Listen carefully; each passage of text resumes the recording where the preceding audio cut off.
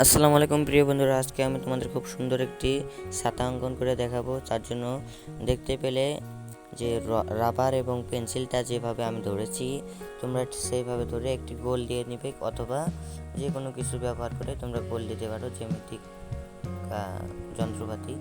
এবার আমরা সেই বৃত্তটির মাঝে স্কেলটা রাখলাম এবং মাঝ বরাবর একটি দাড়ি দিয়ে দিলাম হালকা করে, যেন শুধু বোঝা যায়। হালকা করে দাড়িটি দিয়ে দেওয়ার পর আমরা নিচের যে অংশটি মুছে দিলাম বৃত্তের, এবং মাঝে 3টি ফোঁটা দিয়ে দিব ওই দাড়িটা সোজা, যে দাড়িটা আমরা হালকা করে দিলাম। এবার অল্প একটু করে আমি ভাঁজ করে, আমি যেভাবে দিচ্ছি ঠিক সুন্দরভাবে ভাঁজ করে তোমরাও দিয়ে দাও। এভাবে দেওয়া হয়ে গেলে এবার আমরা ছাতার মাঝের অংশটি হয় সেটা আঁকবো এবং রং করে দেবো সুন্দর করে। দেখতেই পাচ্ছ অনেক সুন্দর হবে ছাতাটি। আমি যেভাবে আঁকছি তোমরা দেখে এঁকে নাও।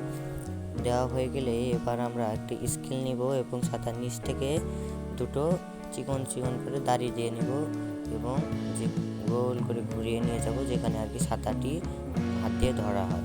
ঠিক আছে, এবার আমাদের প্রায় ছাতা অঙ্কন শেষ। উপরে শুধু আমরা একটি সুন্দর দিয়ে দেবো এবং মাঝের দাগটা একটু মোটা করে দিচ্ছি।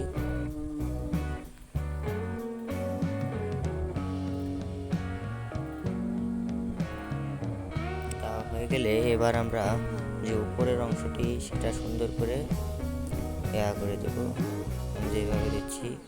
দেওয়া হয়ে গেলে এবার আমরা রং করব। অঙ্কনের কাজ প্রায় সম্পূর্ণ একদম। এবার আমরা ছাতার যে মাঝের অংশ কোথায় কী রং করছি, তোমরা যে কোনো রঙই ব্যবহার করতে পারো, পেস্টেল কালার বা পেন্সিল কালার। আমি এই রংটি ইউজ করছি, ডমস ব্রাশ পেন। এবার আমরা সাইডে কমলা রংটি করব এবং এই পাশে গোলাপি রংটি করলাম।